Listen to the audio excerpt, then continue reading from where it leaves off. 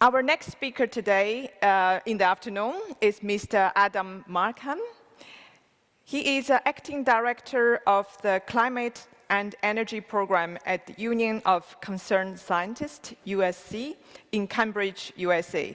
Mr. Markham was the leader author for the UNESCO UNEP UCS report, World Heritage and Tourism in Changing Climate in 2016. He was also the lead coordinator on climate impacts for the 2019 ICOMOS report, The Future of Our Past. He is a member of ICOMOS International Committee on Archaeological Heritage Management. Today, his topic is World Heritage and Climate Change. What needs to be done? Mr. Markham, the floor is yours. Hello, and thank you. Thank you to the organizers, and thank you for inviting me. I work at the Union of Concerned Scientists, which is an NGO, civil society, based in the United States. It's actually 3 years older than the World Heritage Convention, founded in 1969 to work on global nuclear security issues. Since then, it's expanded. We work on food and environment, clean transportation, scientific integrity, and climate and energy, and that's the program that I represent. We have 500,000 members, mainly in the US. So I'm going to talk today about climate and heritage, moving from conflict to solutions around a new global issue. And climate change is really the fastest growing global threat to world heritage. And we have to ask ourselves, well, are there any World Heritage sites that are not affected by climate change? You might think that only a few are, but probably every site is affected by climate change, because you think of changing in seasonality, changing in temperatures, many affected by sea level rise. So there's change all around, even in internal environments as a result of climate change.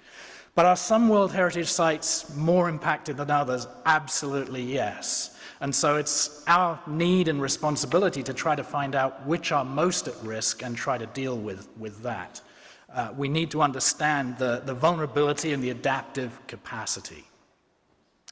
So just were mentioned these couple of reports that I was involved in over the last few years, one led by UNESCO and the other by ICOMOS. There's a lot of material in there, but I think one of the key lessons that comes from both of them is that climate change and the impacts of climate change and increasing resilience need to be a core heritage capacity in our community.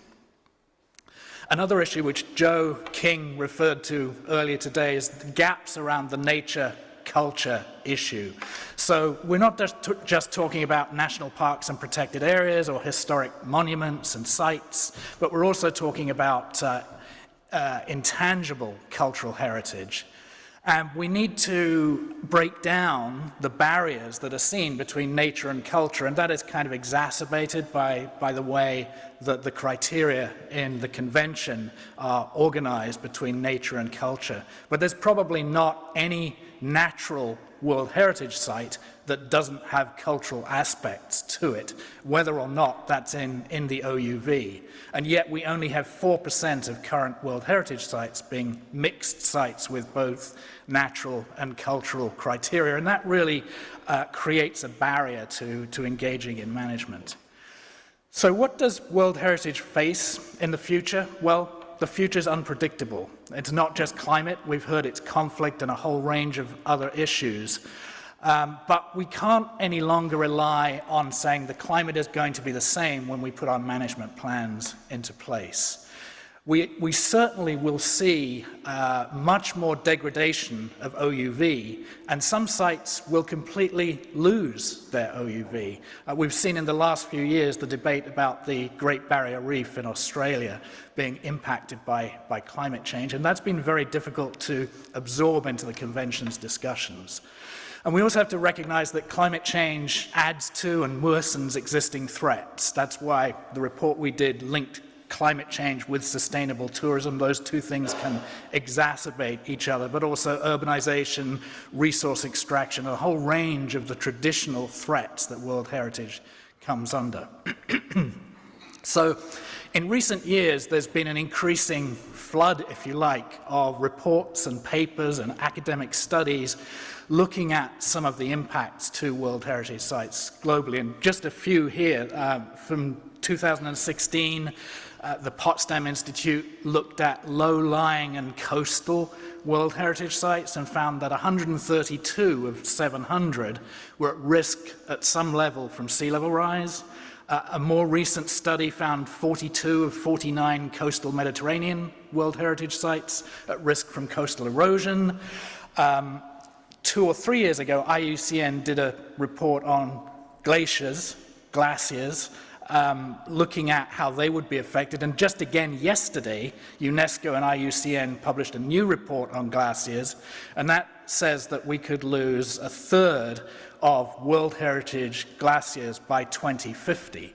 And there are over 18,000 glaciers in World Heritage sites, and 10% of the glacialized water in the world is held in glaciers.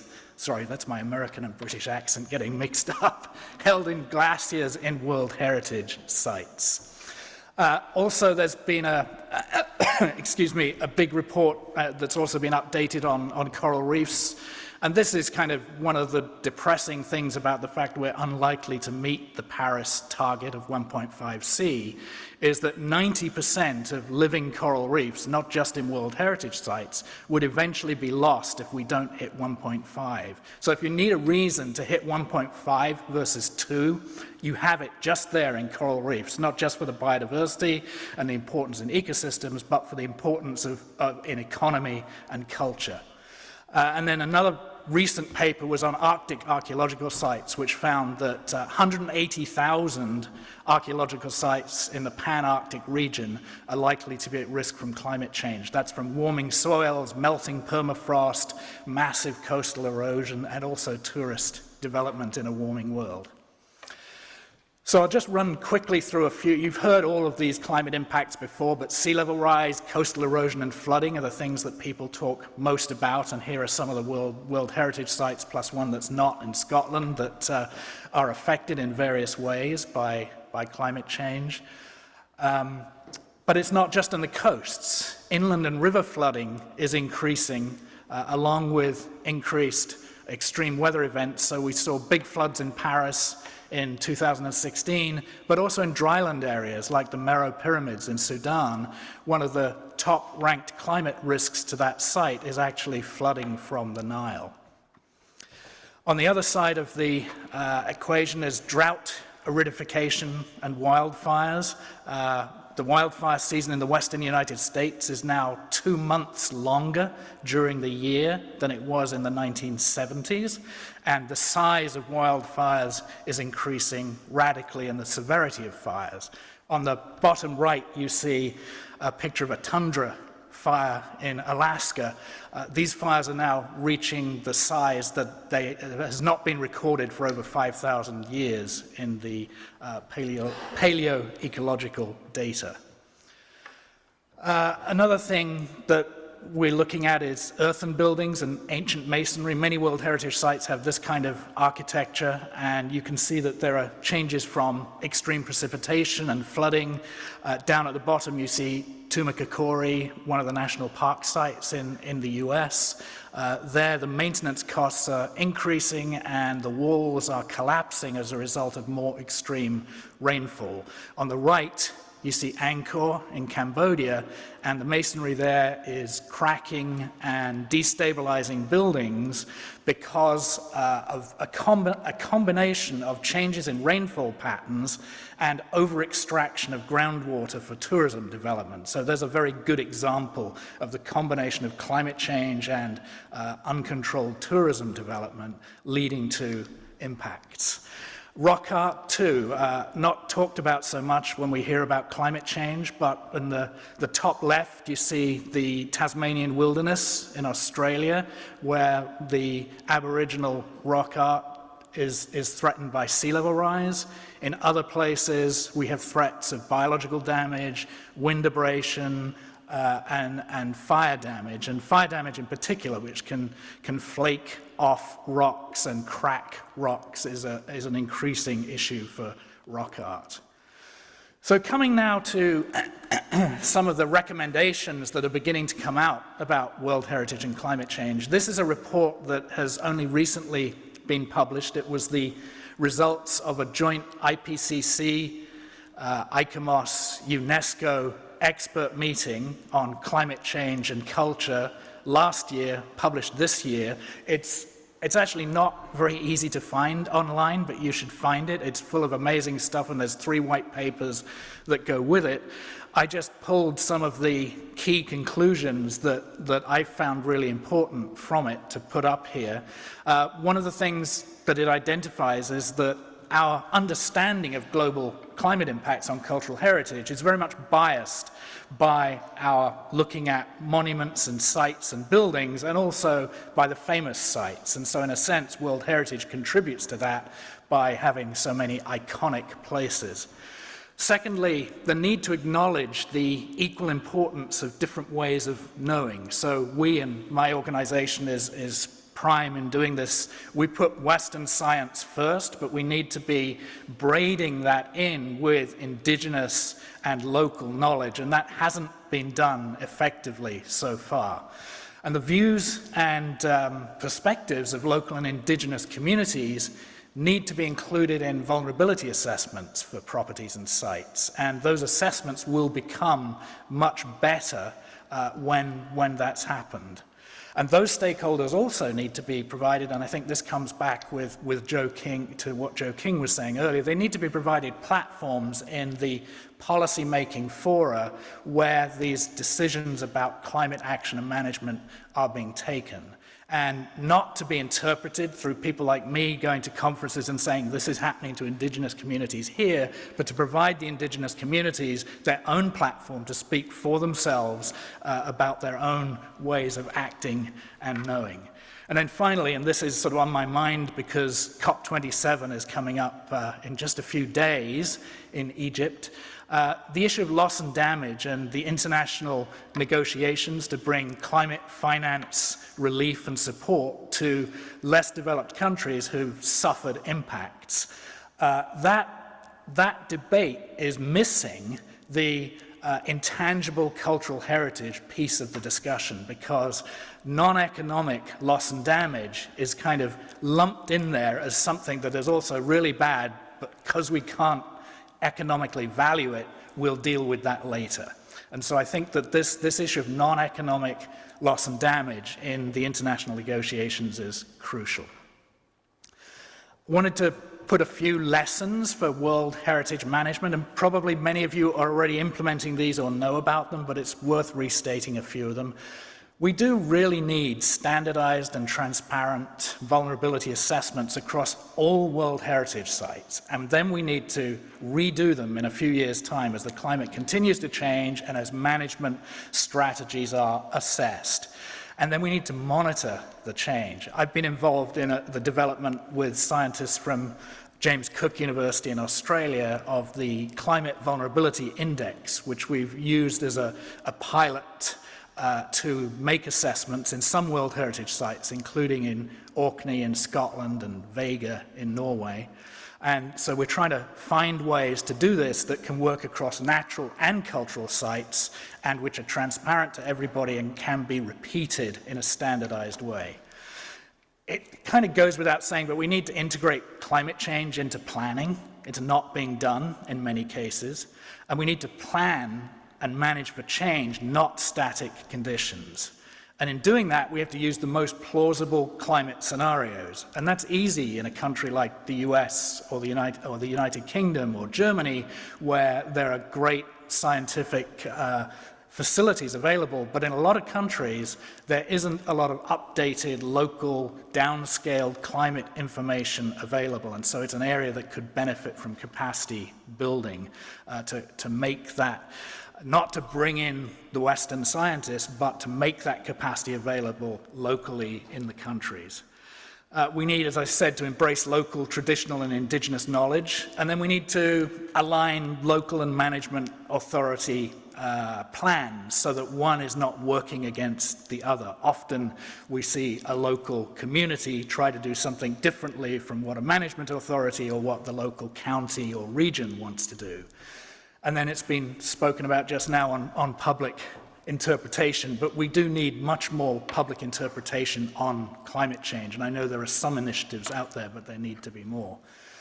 Coming back to COP27 now, in the UNFCCC, the convention, nations are required to come up with a national adaptation plan, and they can lodge those plans with the Secretariat. And so recently, Kathy Daly at Lincoln University has done an assessment with colleagues of the national adaptation plans for less developed countries which have been lodged. And of those low and middle income countries, only 17 of the 30 even mention heritage, and only 3 of those plans actually have actions in them to safeguard and manage heritage. And so that, to me, sort of just highlights the gap that there is between the heritage community, the World Heritage Convention, and what's happening at the national level in responding to the UNFCCC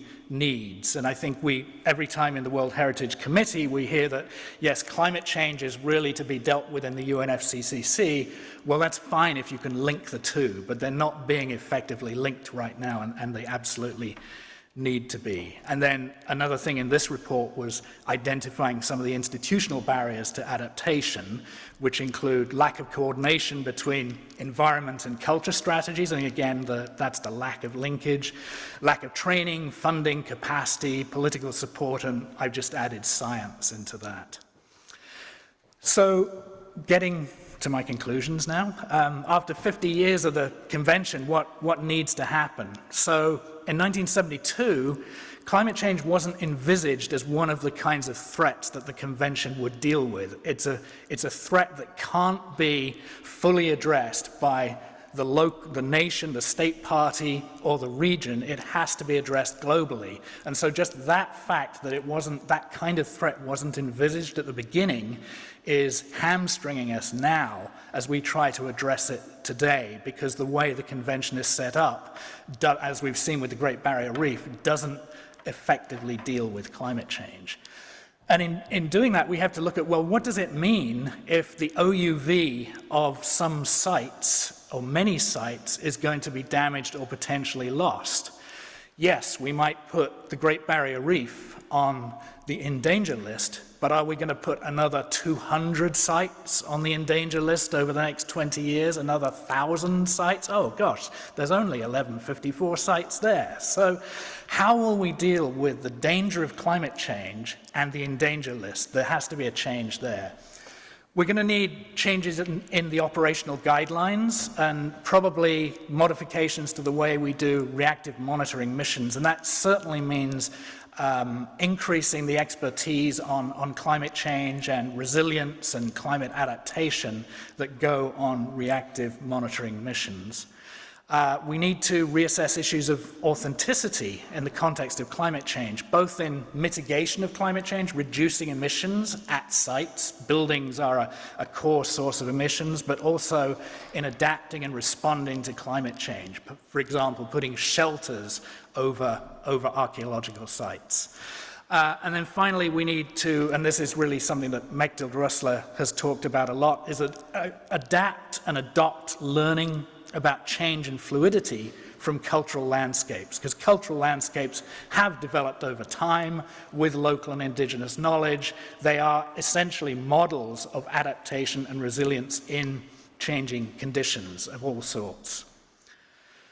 And then my final slide, again, just with COP27 in mind, is about leveraging World Heritage for climate action. I haven't talked about it at all, but there's a lot of wilderness and natural marine and forest areas in World Heritage Sites. Certainly IUCN has highlighted this in a lot of its work, but the carbon storage potential of World Heritage Sites is very high, and this is a great argument for maintaining and managing those World Heritage Sites, that they are contributing to reducing the climate problem. I've already said we need to recognize intangible cultural heritage more, and I've also said that we want to inform and educate and mobilize visitors.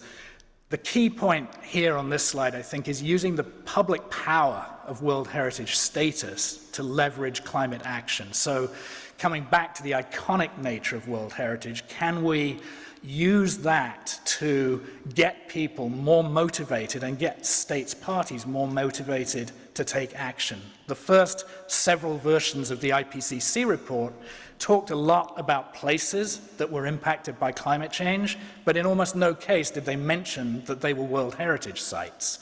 So to go through all of the IPCC reports and pull out all the World Heritage Sites that are affected but haven't been mentioned, that would show people much more strongly what they stand to lose. And that, I think, is where the community of heritage professionals can come in. So, and at that point, I will stop. Thank you.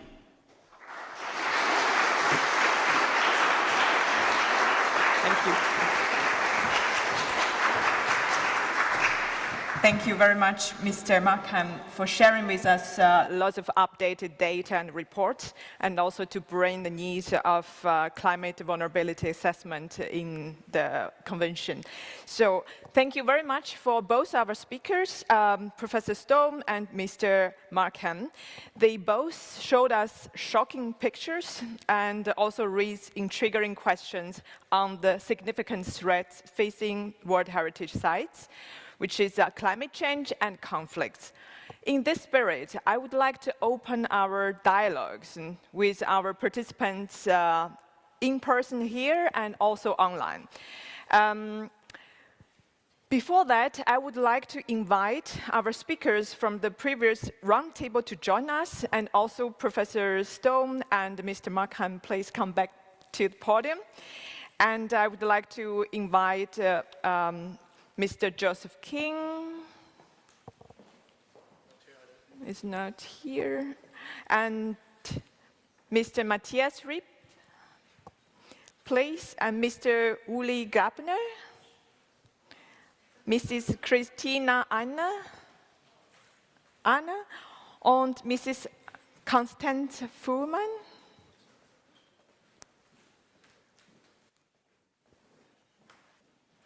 Please join us on the stage. I would also to ask if Professor Christina Cameron is online to join us for the discussion.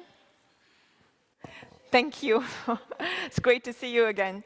And yeah, Mrs. Constance Fuhrmann, can I ask you to join us? So thank you very much for all our speakers and participants online and in person. And we have already explained, if you have questions, please use the question and answers function in the plenary room. And we have a coordination team to collect and summarize your questions and concerns. And also, I would like to give the floor to our audience sitting in this Europa Saal. If you have any questions, or if you want to particularly address your questions to a particular speaker, this is the time now.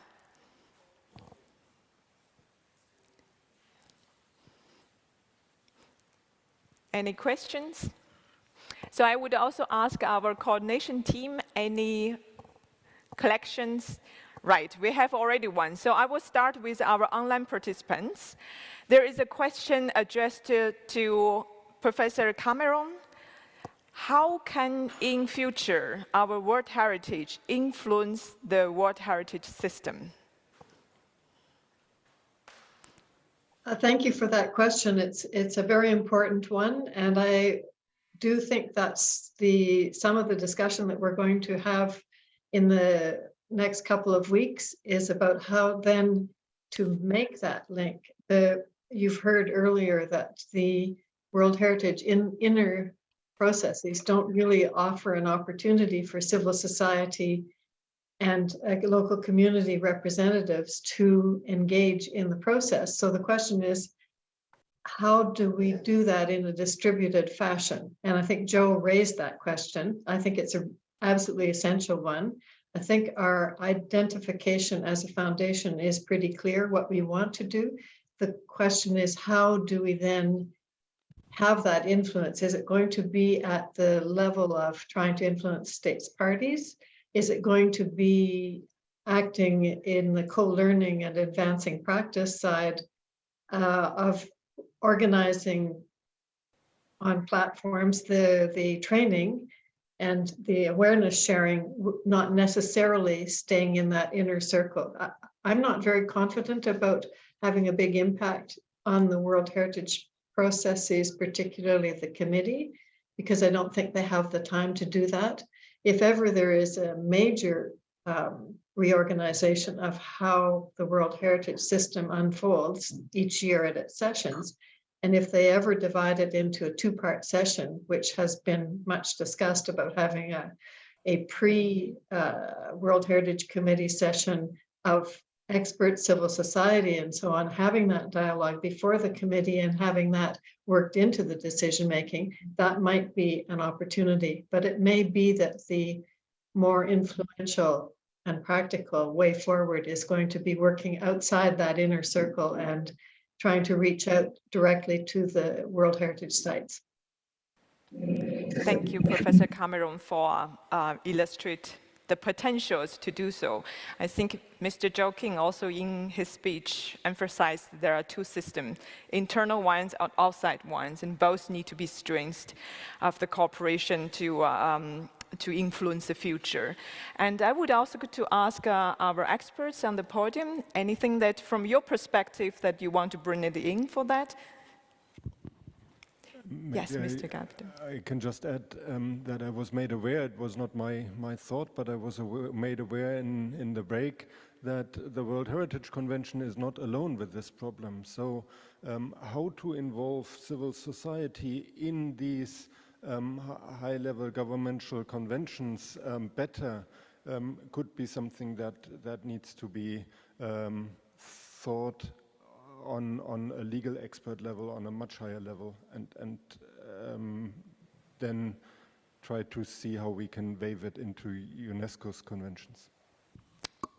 Thanks. Can I just add one point to that? I think we also need to expand the civil society groups that are working on and understanding World Heritage. I think what I've really come into this from the climate side, and in my organization, very few people think about or know about World Heritage. So I spend a lot of time educating my colleagues about why I'm engaged in the World Heritage work. And I think that we need to expand it from just heritage organizations and IUCN on the conservation side and local organizations to the broader civil society movement. And that comes back to making World Heritage a leverage point for, in my case, gaining climate action as well as heritage protection.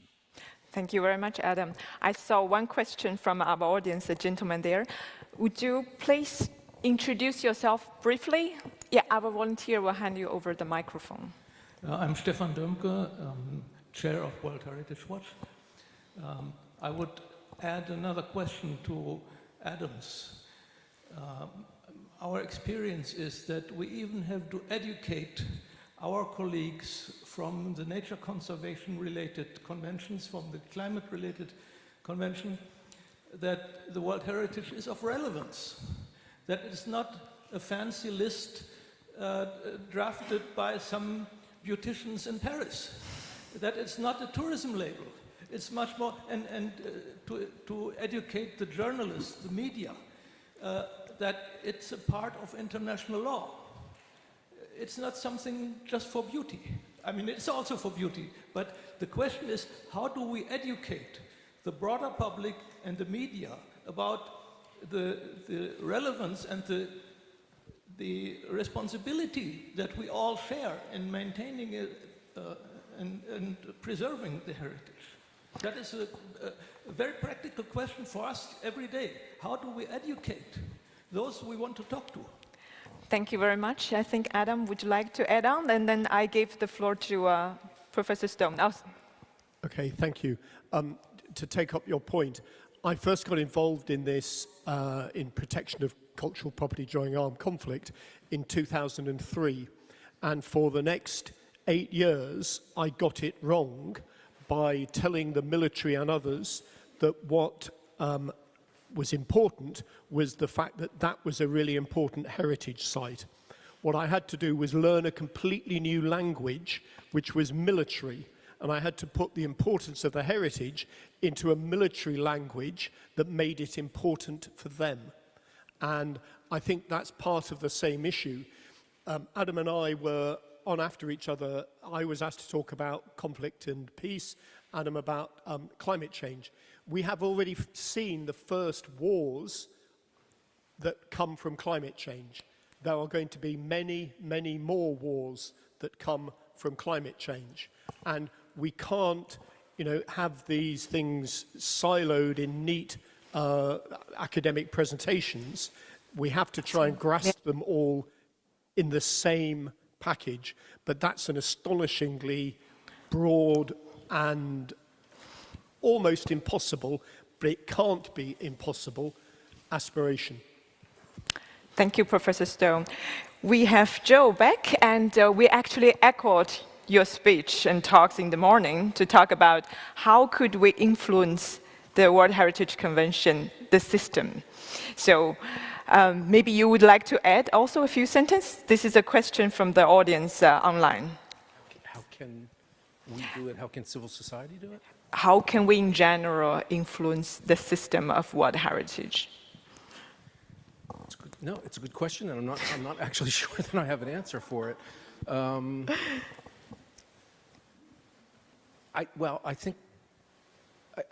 Honestly, I think pressure from civil society up to a certain extent can work, because it needs to work at the state party level, at individual countries. If there's enough pressure to sort of move politicians to do something in a certain way, I mean, that could theoretically change the situation. That's one thing. A second thing that could work is if you make it. This is going to sound terribly cynical, and I'm sorry. If you make it in the interests of the World Heritage Committee members, the states parties to the convention, if you present it in a way that they actually think it's going to be to their benefit, I think that would a lot of times that just depends on language. It depends on, it depends on how you present something. Reducing costs of something, of nominations, or reducing costs of this, or if you can present it in a way that's actually beneficial to them, I think that's also something that theoretically at least could help to move the needle in one way or another. But again, also keep in mind, this is something, things don't change overnight. I mean, this is actually a process that takes a long time, and so you need to think of it step by step, and you need to think about what step can I do now that's easier, but which will lead to something else that's maybe a little bit more, not radical, but a little bit stronger, 5 years from now, when you need to think about it in those terms.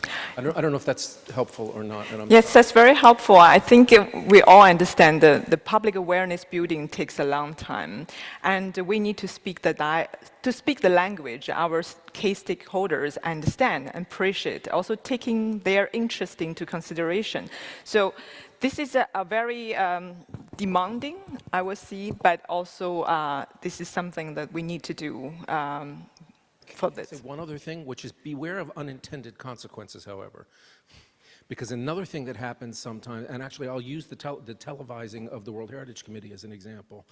When the idea of televising the World Heritage Committee came about, and people can correct me if I'm wrong, Maxeld or Christina can correct me if I'm wrong, but the idea was that if you're televising it and people can see, if it's broadcast all over the world and people can see how individual committee members are comporting themselves and what arguments they're making and how serious they are about the issues, about the conservation issues, that will, but by televising it, it'll create a positive move. I would actually argue that it's had the opposite effect ultimately, because what it's done is it's given people a platform, a political platform essentially, and so they can play to the camera in a certain way and use words in a certain way, and so my only caution here is just think these things through and think about what you want to achieve and think about what steps that might be, but recognize that there may be unintended consequences, and obviously you can't foresee everything, but I mean think these things through carefully and think about both sides of what could happen before you actually embark on things, because it might make it worse. Yeah, Matthias? Well, I was just thinking maybe we can look at how the European Commission is doing things. I mean, they have this public consultation process for major decisions in a quite open way, where they ask not only stakeholders but also the general public. I mean, basically anyone can write. I mean, it's better than nothing. I'm not sure what happens with the input they get, but at least it's a way to formalize things. And it's a good idea, but you need to convince the committee to institute that. You need to change the operational guidelines to actually institute that. And the bottom line is that those are the people that you ultimately need to convince to change the system. Is those people who maybe don't want to change it. I guess that's the problem.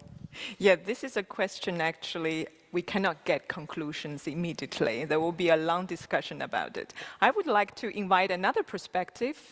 If you have any other questions, yes, the lady, please. Can you also briefly introduce yourself before the question? My name is Claudia Lozano. I'm one of the authors of the book. I'm a sociologist and working as a social anthropologist. I come from the communities. And I was wondering if you didn't think about the convention as a way to talk with the communities, how to make peace, how to make reconciliation, how to make people coming together, because the communities are completely, at least in my experience in Argentina, but in other places in Latin America, people are completely engaged with the places they live. And there is a problem I think it was mentioned this morning about tourism. And the people who are living from tourism are already there, and they are making huge changes. So I think that we have to establish bridges to talk to entrepreneurs, to talk to the communities, to the indigenous peoples. So I would like the people who are transporting the values of the convention to go to the communities, to change the way we communicate and we locate ourselves. If we start from the bottom up, right, we will get very different outcomes, I think. And the problems will be probably greater than they are now, but we have probably we will find some solutions also. So, thanks for the new perspective. I would ask Matthias to respond to that. yeah, I think you brought up a very important point. I mean, the interest of people is the highest when it comes to the specific place where they live. I mean, this is where we already do a lot with public participation, but this is, of course, in a way, an easy entry point to get engaged with the communities. I think, and coming back to what you said, it also depends very much on the narrative that we use. And I mean, we can see a lot of different narratives that are used to explain the World Heritage Convention. Very often it's a conservation-based narrative. Sometimes it's an economy-activated narrative in a sort of a way. But the peace narrative, I think, is especially interesting. We tried to use it in Regensburg early after the Ukraine war, when we made a special newspaper edition, and the only narrative was World Heritage is not about tourism, and it's not mainly about preservation, but it started as a peace project. And the resonance was really good, and I think it was one of the first times that we told the story like that.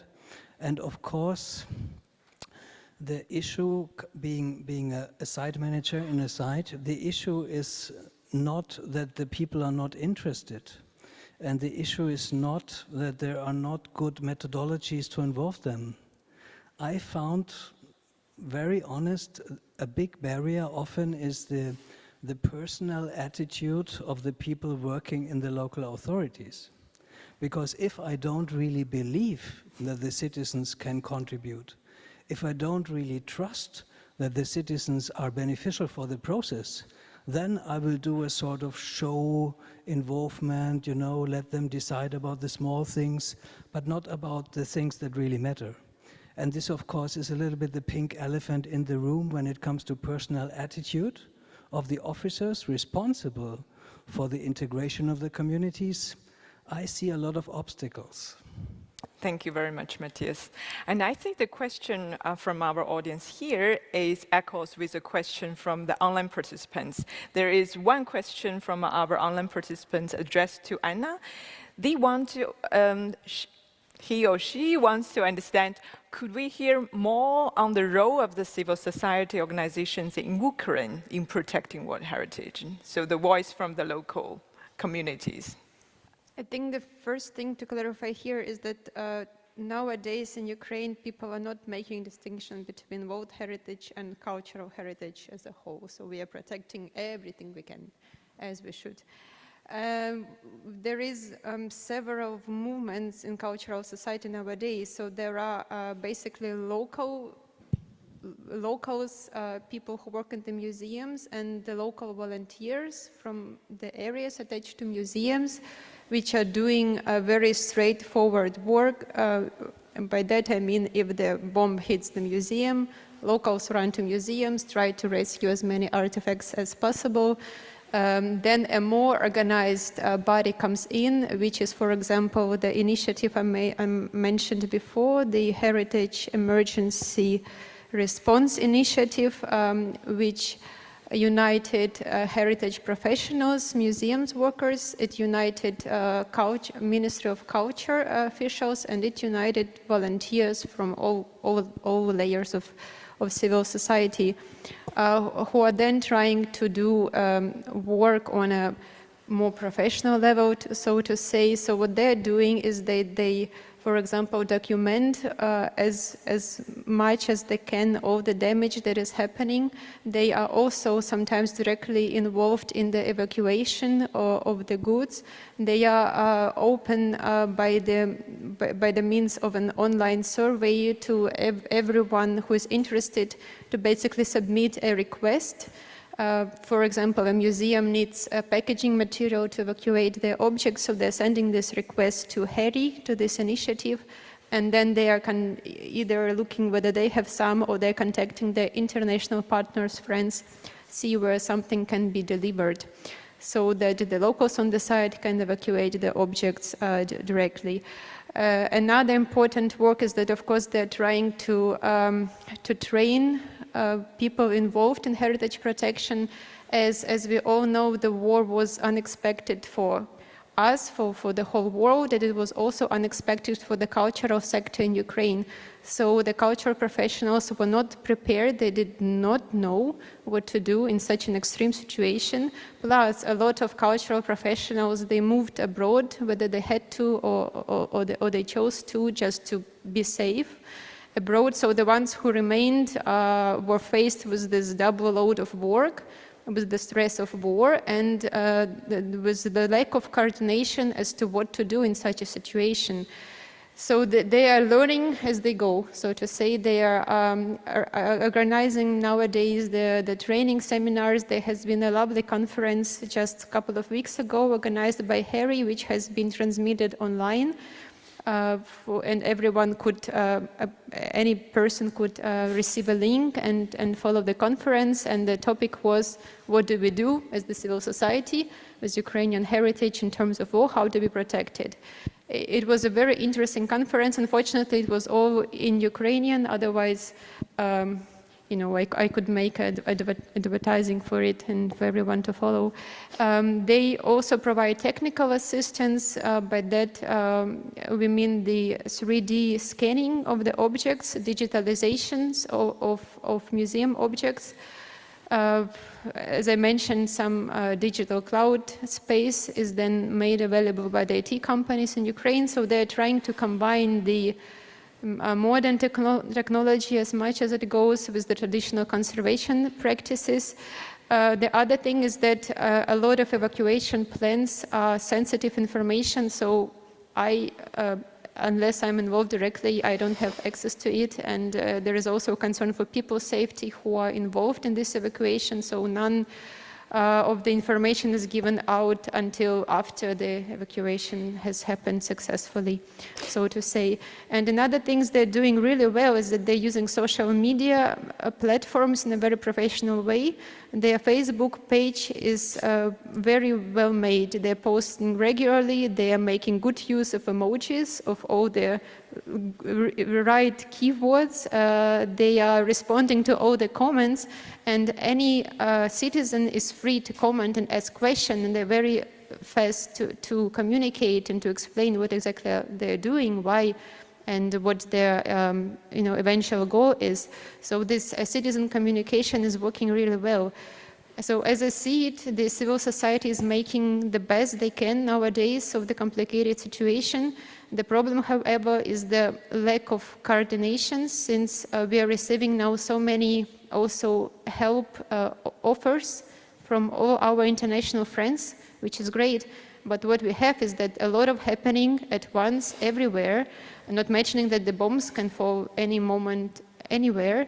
So it is very difficult to make long-term plans and to make efficient plans for safeguarding our heritage, just because this unexpectancy is just always hanging in the air.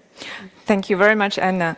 And we can see from what Anna has already told us, and Matthias also shared with us the power of narratives. And so actually, right now, we have digitalization, we have social media, we have new channels of communication. So all these things will bring us new methods, a new possibility, new potentials to communicate with different stakeholders. We should believe in the power of narratives, power of storytelling. And I think this is also part of the potential we need to seize and to make the different people in the civil societies more involved. I hate to stop this discussion and dialogues because it's really vivid and I like to hear different perspectives. I unfortunately have to stop the discussion right now because we're already like 10 minutes late. But thank you very much again for your contributions and also for the participation of our online audience and to bring us a very enlightening dialogues. I hope this dialogue will not just stop here. We will bring the dialogues into the future seminars or activities or even at the private levels. And so this is my hope. And but thanks again for our experts on the podium. And we have to move on to our next session.